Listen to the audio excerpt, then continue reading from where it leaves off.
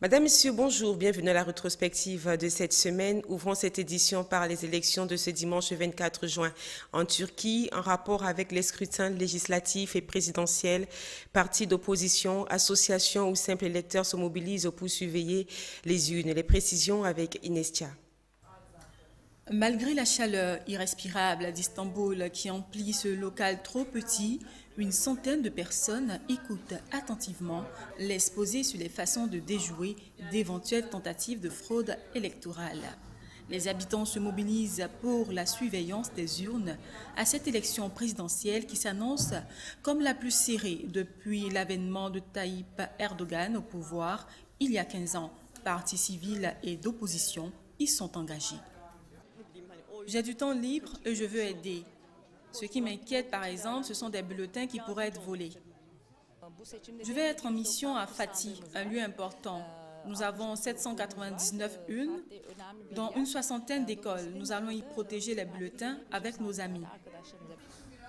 Pour les élections de ce dimanche, une trentaine de barreaux se sont associés de façon inédite pour envoyer des avocats dans les bureaux de vote dimanche dès 6h30.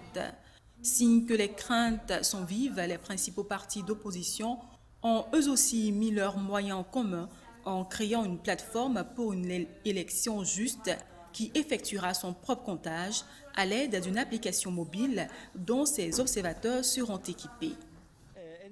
C'est justement parce que nous sommes inquiets que nous sommes bien préparés. Nous avons mis en place une application sur les mobiles. Par ailleurs, tous les autres partis ont également établi leur système. Et en plus de tout cela, nous avons cette plateforme commune où nous centraliserons toutes les données et résultats. Le seul objectif, c'est de ne pas revivre les problèmes que l'on a connus dans le passé. Parmi les mesures les plus décriées figure la validation des bulletins et des enveloppes qui ne portent pas le sceau des autorités électorales. Les observateurs y voient un garde-fou contre le bourrage des urnes.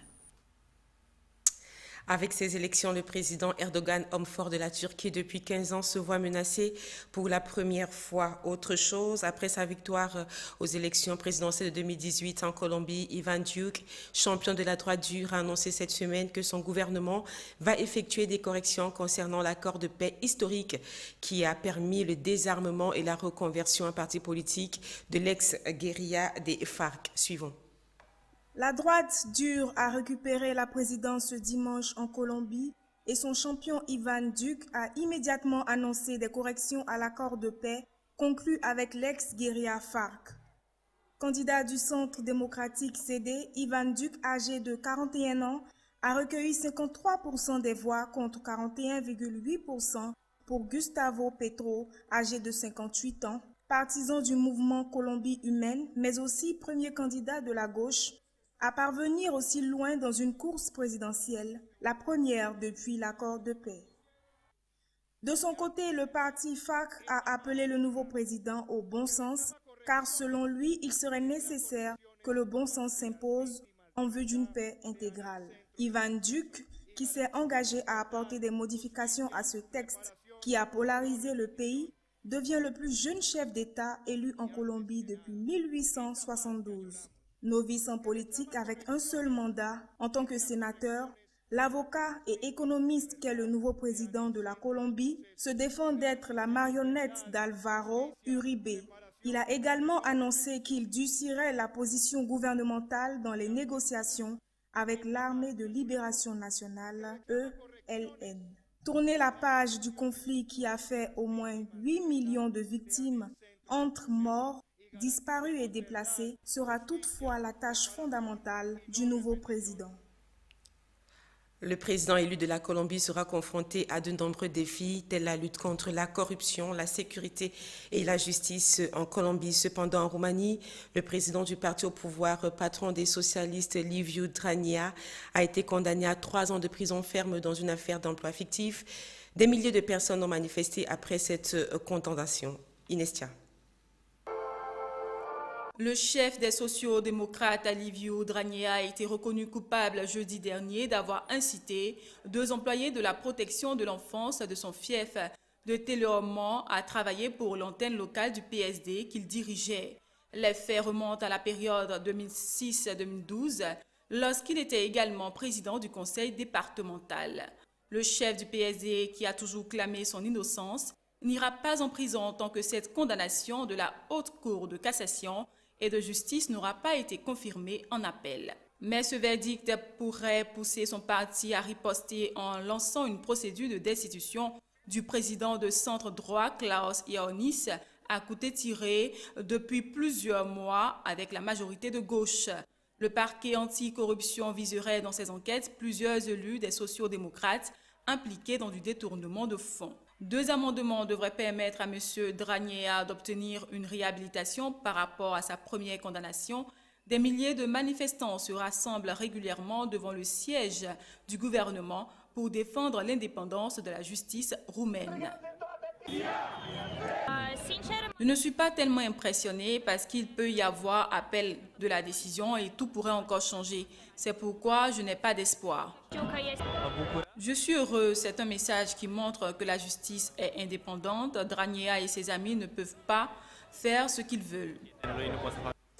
En Roumanie, donc, il faut dire que la lutte pour le pouvoir va bientôt commencer, toujours en politique, mais cette fois-ci en Afrique. Les dirigeants des États d'Afrique de l'Est réunis à Addis Abeba appellent à donner une nouvelle chance à la paix au Sud-Soudan. Les 2 frères ennemis se sont rencontrés pour aplanir leurs divergences. Une rencontre inédite puisque cela fait 2 ans qu'ils ne s'étaient pas vus.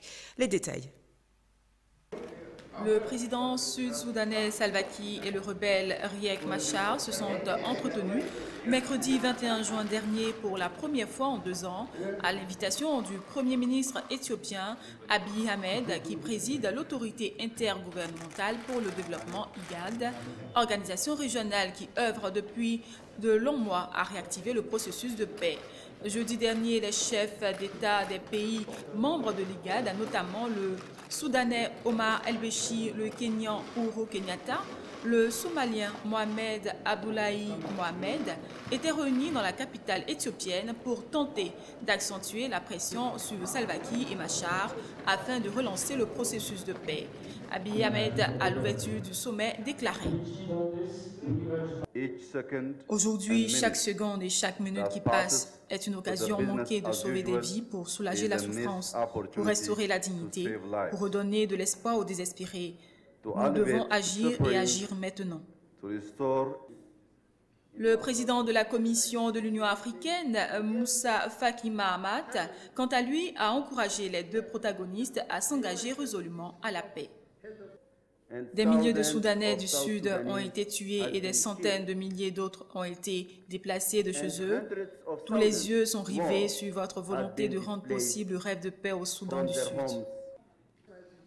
Le conflit au Soudan du Sud qui a éclaté en décembre 2013, 2 ans après l'indépendance du pays, a fait des dizaines de milliers de morts et provoqué une crise humanitaire catastrophique. La communauté internationale, en premier lieu les États-Unis, qui ont soutenu l'indépendance du pays et restent son principal donateur, pèse de tout son poids depuis plusieurs mois pour tenter de ranimer l'action de paix d'août 2015. Une deuxième rencontre entre le président Salva Kiir et son rival Riek Machar est prévue pour le lundi prochain à Khartoum, comme l'ont annoncé les autorités soudanaises. Au Malawi, l'ex-présidence Joyce Banda veut se lancer à nouveau dans la course en 2019. L'ex-chef de l'État a été battu par l'actuel président Peter Mutharika en raison notamment d'un scandale de corruption qui a entaché son mandat. Des casseroles qui risquent de contrecarrer son plan de reconquête du pouvoir. Inestia. Première femme à la tête du Malawi d'avril 2012 à mai 2014, Joyce Banda est rentrée de son exil volontaire à la fin du mois d'avril dernier. Les chefs d'État avaient quitté le Malawi en 2014 après sa défaite à l'élection présidentielle alors qu'elle était mise en cause dans l'affaire Cashgate. Ce scandale a éclaté en 2013 alors qu'elle était présidente. Un audit international avait alors révélé que 30 millions de dollars avaient été siphonnés des caisses du pays au profit de dizaines de fonctionnaires, hommes d'affaires et dirigeants politiques. Toujours chef du Parti démocratique progressiste, Joyce Banda ne compte pas imposer sa candidature à ses militants. Elle compte s'en tenir à la décision qui sortira du prochain congrès. La date de la conférence élective n'est pas encore connue. Dans le cadre du Cashgate, la police avait délivré un mandat d'arrêt contre Joyce Banda, mais au retour de son exil, la sexagénaire n'a pas été inquiétée par la police. L'actuel président du Malawi, élu en 2014, fait aussi l'objet de vives critiques. Des milliers de personnes avaient défilé en avril dernier dans plusieurs villes de ce pays d'Afrique australe pour protester contre la corruption. Ce n'est pas à Joyce Banda de se déclarer candidate. C'est être antidémocratique. Le pouvoir est avec le peuple. Les gens iront à leur congrès. Je reste le chef du parti. Mais à cette convention, ils sont libres de choisir. Et j'invite tout le monde à se lever, que quiconque est élu à cette conférence élective sera notre porte-drapeau en tant que parti. J'ai promis dans cette annonce que peu importe qui sera choisi, je soutiendrai cette personne. Et l'ex-ministre zambien Kishimba Kwambili, l'un des critiques les plus virulents de l'actuel président du pays, Edgar Lungu, a nié cette semaine les accusations de fraude qui pèsent contre lui. C'était lundi à l'ouverture du procès devant un tribunal de Lusaka Mamadjedri. L'ex-président zambien Kishimba Kwambili, un des critiques les plus virulents de l'actuel président Edgar, a nié les accusations de fraude qui pèsent sur lui lundi à l'ouverture de son procès devant un tribunal de Lusaka. Nous sommes extrêmement heureux que l'affaire soit allée aussi loin. On va voir comment l'argent que j'ai gagné à la sueur de mon front va bien pouvoir être considéré comme un constitutif de crime. Nous attendons des preuves et c'est là l'intérêt de ce procès. Arrêté en masse à son domicile de la capitale zambienne, M. Kwambili, âgé de 48 ans, élu du Front patriotique FP, est accusé d'avoir acquis des propriétés avec des avantages financiers. Ces accusations sont inventées de toutes pièces. Il essaie de détruire sa carrière politique. Comme vous le savez, le directeur Kishimba s'est toujours exprimé haut et fort contre la corruption et donc il veut le faire passer pour un corrompu. Toujours député du parti au pouvoir, il est devenu un adversaire les plus résolus du chef de l'État dont il n'a pas cessé de dénoncer la corruption. L'ex-ministre a été limogé en novembre 2016 par le président Lungu sur la foi d'accusations de malversation. Au pouvoir depuis 2015, M. Lungu est accusé depuis plusieurs mois par ses adversaires de dérive autoritaire. La prochaine audience du procès de M. Kwambili a été fixée au 3 septembre prochain. Et en Côte d'Ivoire, le bureau politique du PDCI-RDA s'est réuni à la maison du parti à Cocody, dans la ville d'Abidjan. La réunion présidée par le président Henri Konan Bédié visait à éclairer l'opinion publique sur l'actualité politique brûlante de l'heure, à savoir le parti unifié. Je vous propose de suivre à présent la synthèse des résolutions au sortir de cette rencontre. Entre le Parti démocratique de Côte d'Ivoire, PDCI, de Henri Konan Bédié, et le Parti Rassemblement des Républicains, du président Alassane Ouattara, la fusion ne va pas de soi. Le PDCI n'en démord pas. Pour la présidentielle de 2020, il faudra désigner un candidat issu de ses rangs avant de fusionner pour donner le Rassemblement des Hauts-Fouettistes pour la démocratie et la paix, RHDP. Du côté du RDR, on semble pourtant serein.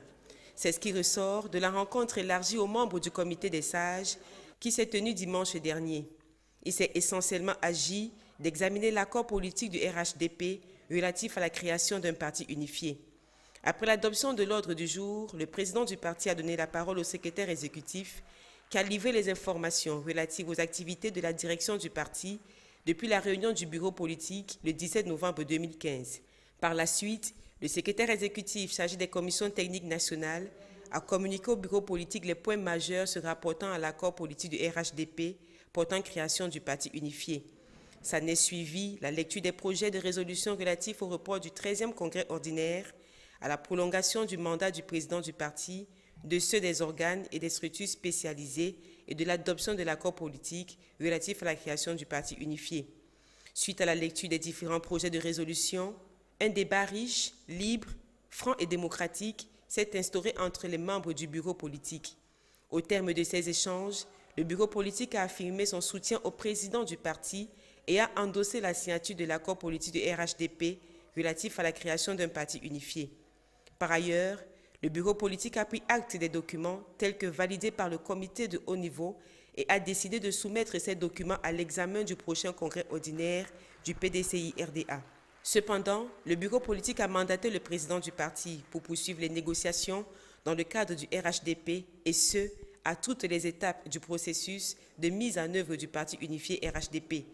Le bureau politique, face aux enjeux futurs et soucieux de la préservation de l'union des militants autour du président du parti, a décidé de reporter le 13e congrès ordinaire du PDCI-RDA après l'élection présidentielle de 2020. Par ailleurs, le mandat du président du parti et les mandats des autres organes et des structures spécialisées du parti vont être prolongés. Le bureau politique rassure les militants et militantes de la détermination du parti à reconquérir le pouvoir en 2020 et les invite par ailleurs à se mobiliser massivement pour participer activement à la révision des listes électorales dans l'union, le rassemblement et la discipline. Et toujours en Côte d'Ivoire, le président Alassane Ouattara a écourté son séjour en France pour voler au chevet des victimes des inondations de lundi dernier dans la capitale économique du pays. Le bilan est lourd.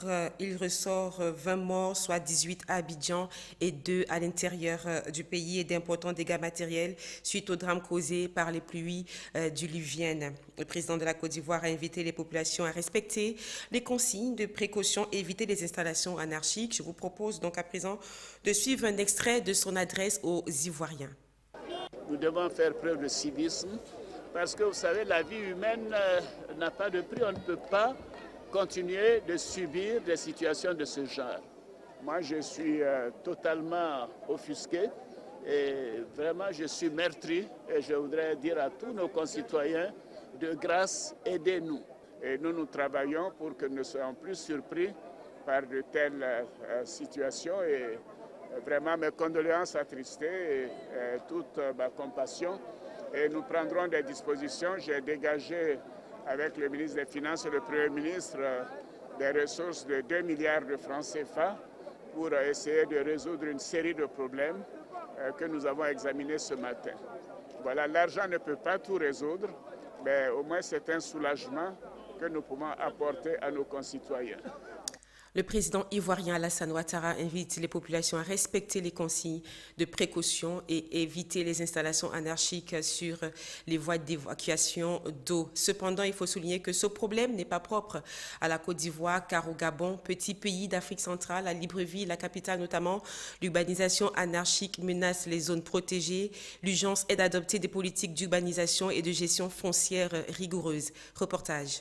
Ce terrain récemment défriché de sa mangrove est désormais inondable et en principe non constructible. Mais dans cette banlieue au nord de Libreville, c'est l'occasion de lancer de nouveaux chantiers, des chantiers dangereux qui ne respectent pas toujours les réglementations des zones naturelles semi-protégées. C'est révoltant parce que logiquement on ne devrait pas être dans une situation où des personnes construisent dans des endroits qui logiquement sont appelés à être inconstructibles. Tout simplement. Là, on a affaire à la situation de quelqu'un ou de plusieurs personnes qui construisent dans le domaine public. Le Gabon recèle à lui seul la moitié des mangroves du golfe de Guinée. Elles entourent une grande partie de la capitale. Les défenseurs de l'environnement s'inquiètent de cette déforestation. La mangrove constitue un écosystème essentiel contre la montée des eaux et pour la préservation de la faune marine. Elle est en train de disparaître à cause de l'urbanisation. Elle est en train de disparaître à cause de la spéculation foncière. Une spéculation foncière et une urbanisation qui grignotent jour après jour les aires protégées de Libreville, ce qui pousse les experts à préconiser une extension de la ville vers l'intérieur des terres, dans des zones moins humides. Aujourd'hui, les gens construisent sur les lits de rivières, les gens détruisent les zones humides telles que les mangroves. Le risque, c'est de subir encore de plus en plus les catastrophes naturelles. Le risque, c'est de se retrouver avec des conflits fonciers. Dans les rues de Libreville, il est désormais fréquent de voir des chantiers abandonnés ou des routes se transformer en rivières.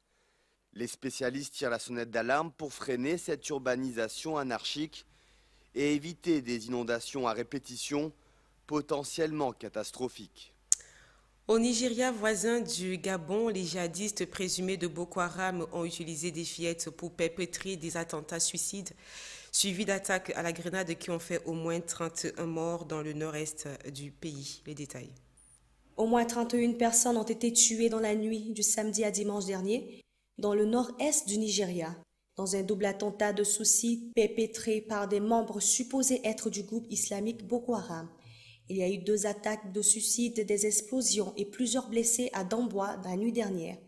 Après le double attentat de suicide, des djihadistes présumés ont visé la foule qui s'était amassée sur les lieux de l'attaque, des grenades faisant davantage de victimes.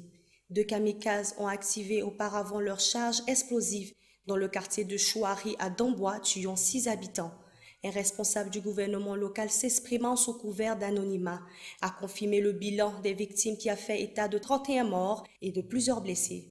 Rappelons que le 1er mai dernier, au moins 86 personnes ont été tuées dans les 2 attentats de suicide visant une mosquée et un marché dans la ville de Moubi, dans l'état voisin de Landamois au Cameroun. Soulignons que depuis 9 ans, l'insurrection islamique a fait plus de 20 000 morts dans la région et s'est répandue du nord-est du Nigeria jusqu'au Niger, au Tchad et au Cameroun, créant de graves crises humanitaires. Et pendant que la cohabitation pire, les attaques des terroristes islamistes sur les civils continuent de créer la psychose au Nigeria. Au Burkina Faso, c'est une cohabitation des plus étranges que nous vous proposons de découvrir. À Bazoulé, une localité située à une dizaine de kilomètres de Ouagadougou, les populations vivent avec des crocodiles depuis des générations. Dans ce village, le reptile n'est pas une menace, mais serait plutôt un guide spirituel. Reportage. Sur les rives de la mare de Bazoulé, les crocodiles et les hommes sont intimement proches, surtout quand il s'agit de déguster un poulet. Dans ce petit village proche de la capitale burkinabé, une centaine de reptiles cohabitent harmonieusement avec les enfants comme les adultes depuis des siècles.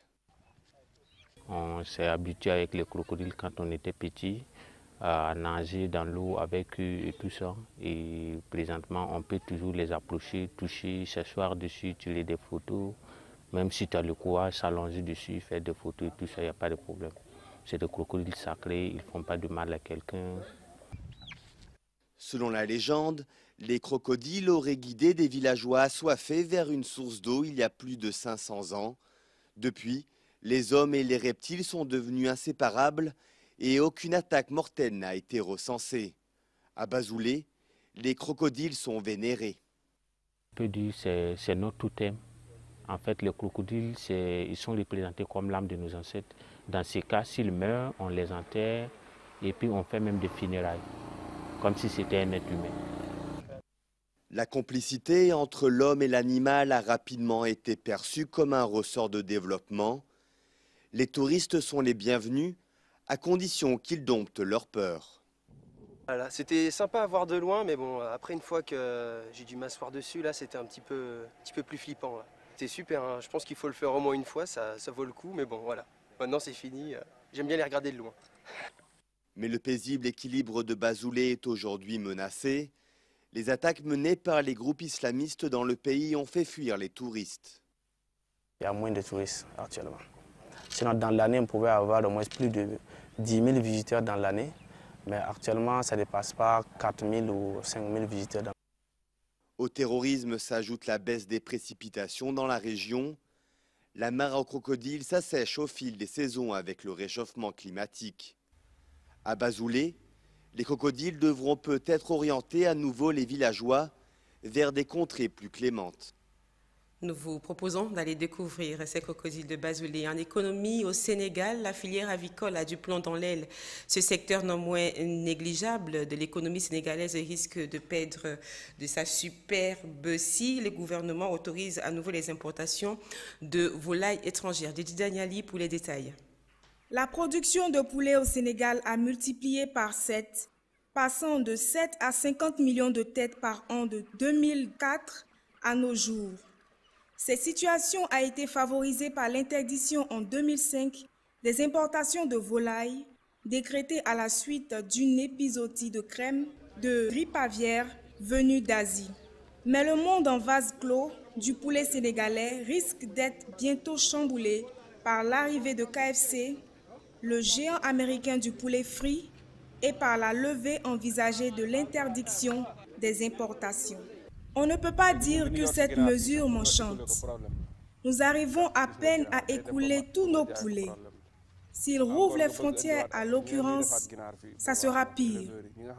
Mais les jours de l'interdiction des importations sont désormais comptés et c'est d'ailleurs l'autre bouleversement qui inquiète la filière agricole locale. La ministre de l'Élevage et de la Production animale a récemment souligné que les frontières ne pourront pas être fermées éternellement aux vendeurs de poulets étrangers. Il se pourrait que le gouvernement rouvre les frontières le moment venu, toute chose que les éleveurs n'apprécient guère. Le poulet représente 30% de la viande consommée au Sénégal. C'est notamment l'un des plats typiques de la fin du Ramadan. Cependant, à l'arrivée des années 90, de cuisses et d'ailes surgelées produites en Belgique, aux Pays-Bas ou encore au Brésil, les habitudes alimentaires ont été modifiées. La filière agricole génère environ 50 millions d'emplois.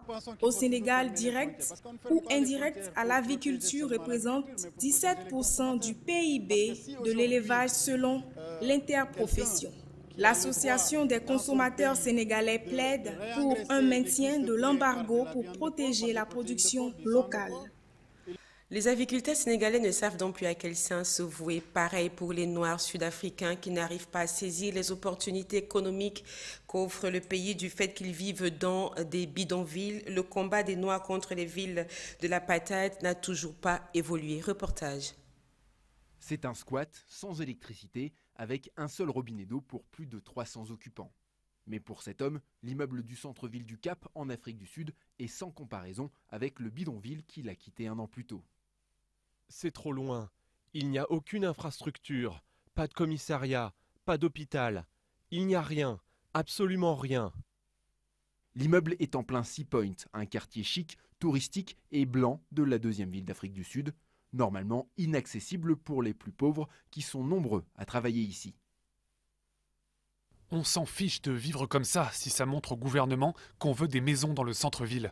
S'ils veulent qu'on dégage, le seul moyen, c'est de construire des logements dans le centre. 24 ans après la fin de l'apartheid, la répartition démographique des villes sud-africaines n'a pas changé. Les Blancs vivent dans des quartiers protégés, proches des opportunités économiques, et la majorité noire continue de s'entasser dans des townships loin du centre, pauvres, mal desservis et souvent très dangereux. Les inégalités raciales de distribution de la terre ne sont pas qu'un héritage malencontreux de l'apartheid. Il s'agit d'une prolongation inacceptable de l'apartheid. Au Cap, la municipalité reconnaît le problème, mais assure n'avoir pas pu faire différemment, parant au plus pressé à la fin de l'apartheid en 1994. En Afrique du Sud, nous avons construit 4,8 millions de logements. Des logements gratuits, c'est sans précédent. Mais ce que nous avons fait, c'est les construire là où nous pouvions en faire beaucoup, rapidement et pour pas cher.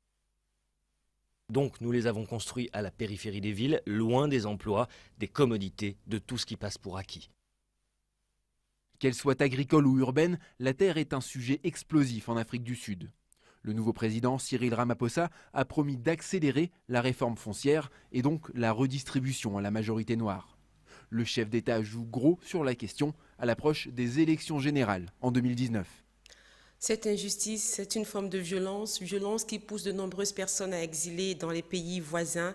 Ces réfugiés se comptent aujourd'hui par milliers et le thème de la Journée mondiale des réfugiés célébrée cette semaine, à savoir avec les réfugiés, a pour but de rappeler à tous les gouvernements du monde la nécessité d'inviter leur population à faire preuve de solidarité à l'égard des réfugiés. Zoom sur les réfugiés Rohingyas au Bangladesh. 68,5 millions de personnes déracinées en 2017, soit une toutes les 2 secondes. Ce sont les statistiques du rapport annuel de l'Agence des Nations Unies pour les réfugiés. Guerre, violence et persécutions ont propulsé les déplacements forcés dans le monde. Les réfugiés qui ont fui leur pays pour échapper au conflit et à la persécution représentent 25,4 millions sur 68,5 déracinés, soit un accroissement de 2,9 millions par rapport à 2016. C'est la plus forte augmentation jamais enregistrée par le HCR pour une seule année. Et parmi ces réfugiés, l'on compte la minorité musulmane de Birmanie, les Rohingyas.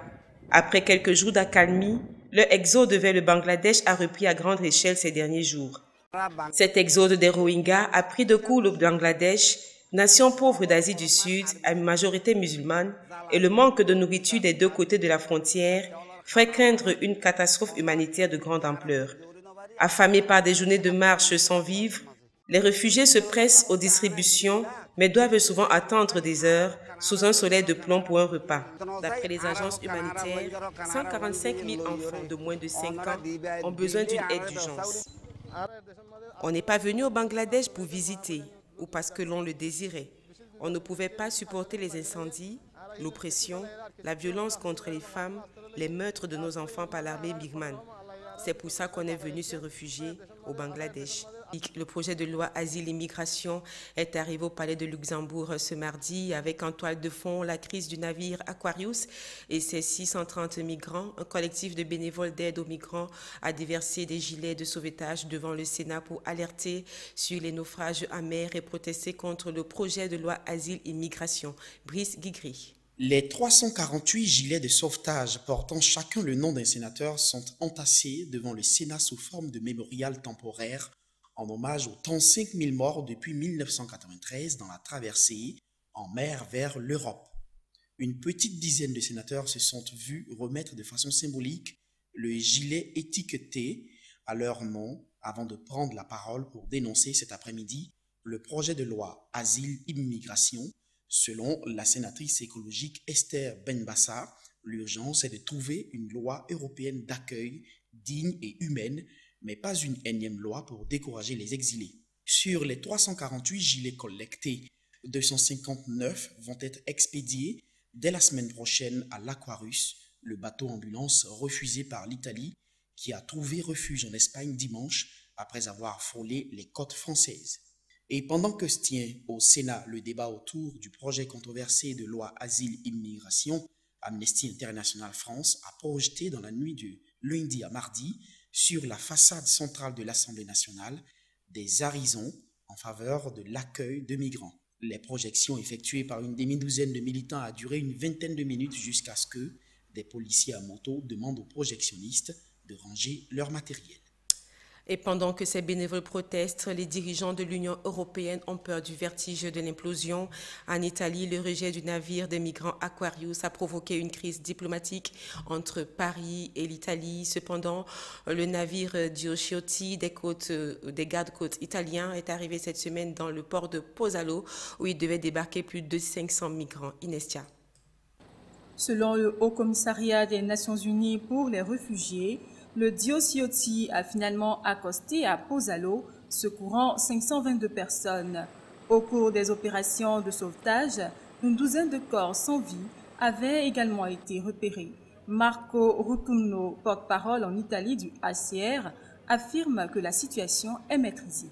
Nous ne traversons pas une phase d'urgence. En fait, le nombre de personnes qui ont traversé via la route méditerranéenne centrale a été considérablement réduit. L'Italie dispose donc d'une capacité d'accueil efficace. Aujourd'hui, les données de 2017 ont été publiées. En 2017, 68 millions de personnes ont fui leur foyer et leur pays. Cette année, 15 000 sont arrivés en Italie. Une dizaine de ces migrants très déshydratés, dont 6 enfants, 3 femmes et 1 homme, avaient auparavant été acheminés en priorité et pris en charge par la Croix-Rouge italienne. Toujours sur la question migratoire, l'Autriche qui va prendre la présidence tournante de l'Union européenne en juillet prochain a bien l'intention de peser de tout son poids dans les négociations à ce sujet. Mais en attendant, des milliers de familles continuent de traverser la frontière entre le Mexique et les États-Unis. Les réactions? Ils vont peut-être nous séparer, mais j'espère que ça ira vite et qu'ils nous libéreront pour qu'on ait l'opportunité de rester aux États-Unis pour travailler et avoir une nouvelle vie. On va prendre le risque. On est prêt à risquer d'être séparés de nos enfants, mais j'espère qu'on les verra et qu'on sera réunis. C'est inquiétant. Il s'agit d'enfants et d'adolescents qui ne devraient pas traverser ça. On se bat pour que les familles ne soient pas séparées, pour qu'elles traversent ça ensemble, pour que ça soit moins traumatisant pour les enfants et les adolescents, et pour les parents aussi, n'est-ce pas? Parce qu'ils les séparent, et ils ne savent pas s'ils pourront être réunis. En pleine polémique, Donald Trump a rencontré ce vendredi des familles des victimes de clandestins après avoir signé le décret mettant fin à la séparation de migrants et de leurs familles à la frontière entre le Mexique et les États-Unis. Par ailleurs, le chef d'État américain affirme que la frontière restera aussi solide. Dedi Daniali.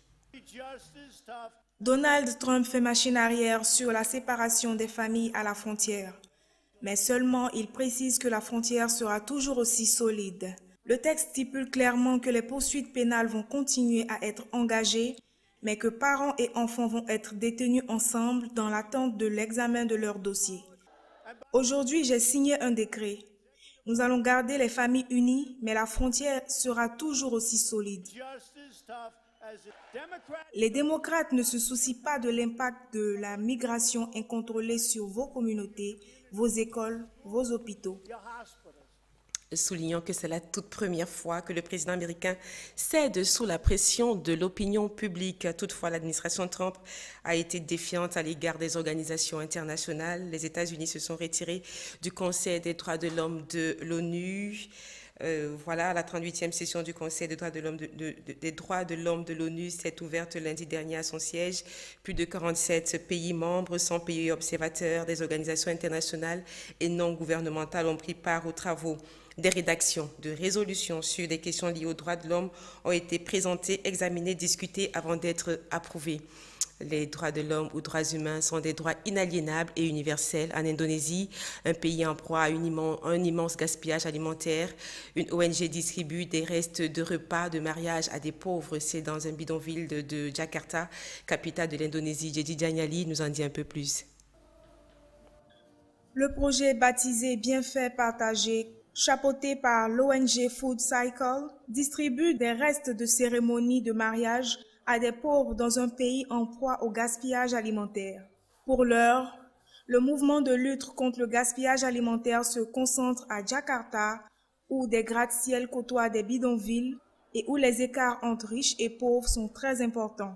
Cependant, la fondatrice de cette ONG, Astrid Paramita, espère étendre l'initiative dans d'autres villes de l'archipel et à d'autres événements comme des réunions ou des conférences au cours desquelles la nourriture serait servie. Je suis content. Je ne m'attendais pas à ça. Je reçois de la nourriture gratuite. Il y a beaucoup de mariages en Indonésie et beaucoup de nourriture en trop. Malheureusement, il y a beaucoup de personnes qui ont faim. Donc, ce programme essaie de resserrer le fossé entre les riches et les pauvres.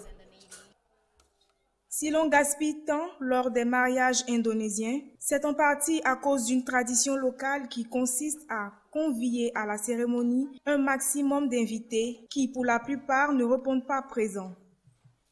Par conséquent, il y a bien plus de nourriture que d'invités. Selon Arief Daryanto, expert en nourriture et professeur à l'Université agricole de Bogor, préparer des repas en différentes portions, petites, moyennes et grandes, contribuerait sans doute à réduire le gaspillage alimentaire. En Indonésie, la priorité aujourd'hui en matière de politique agricole est de parvenir à l'autosuffisance alimentaire. Et pour ce faire, l'Indonésie devrait peut-être copier l'exemple de la Belgique, où l'agriculture urbaine prend son essor à Bruxelles. Les initiatives se multiplient dans le circuit court alimentaire. Cependant, ce secteur naissant peine à trouver un modèle économique stable face aux difficultés liées à la production alimentaire en ville et à sa distribution. Reportage. En plein centre-ville de Bruxelles, un lieu inhabituel. Sur ses toits, la ferme Big fait pousser laitue, tomates et autres légumes. L'agriculture urbaine a de plus en plus d'adeptes. On est vraiment en train d'essayer d'avoir des publics différents et de pouvoir toucher un maximum de publics cibles pour raconter cette histoire et promouvoir les produits locaux aussi. En Belgique, ce type d'agriculture urbaine connaît un réel essor. La ferme Big est la plus grande ferme urbaine sur toit dans toute l'Europe avec 4000 m². Et elle multiplie les canaux de distribution, supermarchés classiques, vente directe, marché biologique, ainsi que dans cette épicerie bio. Il y a plusieurs acteurs qui essaient de mettre en place des groupements. Nous-mêmes, on essaie aujourd'hui, on souhaiterait intégrer 2 coopératives de producteurs et on réfléchit aussi avec d'autres magasins à se regrouper pour faciliter la logistique. La ville de Bruxelles s'est fixée comme objectif de consommer 30% de légumes produits localement d'ici 2030. Mais pour l'instant, elle ne compte que 83 restaurants et commerces investis dans le circuit court. Les autorités locales veulent toutefois rester confiantes. Au tout début de cette dynamique, c'est une filière qui doit encore se professionnaliser et un des gros enjeux, c'est de pouvoir travailler à l'amélioration de tout ce qui est plateforme logistique. Il restera ensuite à convaincre la population de changer ses habitudes de consommation. Un défi alors qu'à peine un Européen sur deux dit adhérer aux valeurs de consommer local. Cela dit tout autre chose à présent dans cette édition Culture, Religion, en bref et en images. Une visite de papa en Suisse. Le pape François est arrivé à Genève cette semaine pour une visite de 10 heures visant à renforcer l'unité des chrétiens et promouvoir le dialogue avec ses frères protestants et orthodoxes. Une priorité de son pontificat nourrie par les violences ciblant sans distinction des chrétiens dans certaines régions du monde. C'est donc un voyage vers l'unité selon le souverain pontife, qui a incontestablement voulu focaliser son 23e voyage à l'étranger sur l'unité des chrétiens. Et dans l'Église catholique romaine, Sainte Cécile est la patronne des musiciens qui ont célébré à travers le monde ce 21 juin la fête internationale de la musique, l'occasion étant d'honorer l'art musical et ses amoureux d'une part, et d'autre part de présenter et créer l'échange international de la culture musicale. Ce jeudi, le monde a une fois de plus vibré au son et rythme de la fête de la musique. C'est un événement riche en rendez-vous culturels qui permet aux professionnels et amateurs de l'art musical de donner de la voix. En Afrique, la célébration de cette fête donne très souvent l'occasion de s'interroger sur le devenir et l'avenir de la musique africaine. Du fait de l'expansion de cette calamité qu'est la piraterie, les musiciens ne jouissent pas du fruit de leur travail et vivent dans des conditions de précarité totale. Non seulement ce fléau prive les artistes de leurs revenus normaux, mais en plus, il n'est la source d'aucune valeur ajoutée dans l'industrie musicale et partant dans l'économie. En outre, pour nombre de musiciens africains, l'Europe est l'Eldorado où ils s'installent et exercent leur talent. Quoi de plus difficile, car en cherchant à convaincre le public européen, ces artistes éprouvent des difficultés à obtenir leur statut d'artiste et à se produire sur le vieux continent. De facto, il faut une stratégie et une bonne organisation pour réussir l'aventure. Entre groupes d'accompagnement, maisons de disques, campagnes de promotion, supports médias, agents de booking, les artistes musiciens africains ont encore pour la plupart du chemin à faire. Et pendant que se célébrait la fête de la musique cette semaine, dans le sud-ouest de la France, une foule d'anonymes et plusieurs musiciens ont rendu un dernier hommage à l'accordéoniste et enfant du pays Yvette Horner, décédé le 11 juin dernier à l'âge de 95 ans. Avant de refermer ce journal en sport, le monde s'est étiré cette semaine à l'occasion de la Journée internationale du yoga. Le Premier ministre indien, à l'origine de la résolution de l'ONU instituant le 21 juin comme Journée internationale du yoga, a lancé le coup d'envoi des asanas dans la capitale New Delhi. Le yoga, qui signifie réunir, joindre, mettre ensemble, consiste en une pratique combinant des postures appelées asanas, qui permettent d'unifier ou d'harmoniser le travail du corps, du souffle ou du mental. Posture du chien, tête en bas, du cobra, voire du guerrier, c'est par ces asanas que le Premier ministre indien a donné ce jeudi le coup d'envoi de la 4e journée internationale du yoga. C'était au cours d'une session dans la ville de Dehradun, dans le nord du pays, à laquelle ont pris part 50 000 pratiquants. C'est en 1950, lorsqu'on a redécouvert les effets positifs du yoga en termes de bien-être et de gestion du stress, que cette discipline corporelle et mentale a connu un boom en Occident. La santé est un problème important et pour gérer le stress et rester en bonne santé, tout le monde devrait faire du yoga. Ils sont donc aujourd'hui plusieurs dizaines de millions d'Occidentaux à fréquenter les centres du yoga. 2 millions en France, 36 millions aux États-Unis et en tout 250 millions à travers le monde. Berceau du yoga, l'Inde veut se réapproprier cet héritage, mais les propos de ses dirigeants sur les bénéfices que procure la pratique des asanas, mudras, pranayama et autres exercices et postures cachent mal des enjeux idéologiques et commerciaux. Voilà donc qui m'intime à la rétrospective de cette semaine. Merci de nous avoir suivis. Bonne suite des programmes sur A12 Télévision.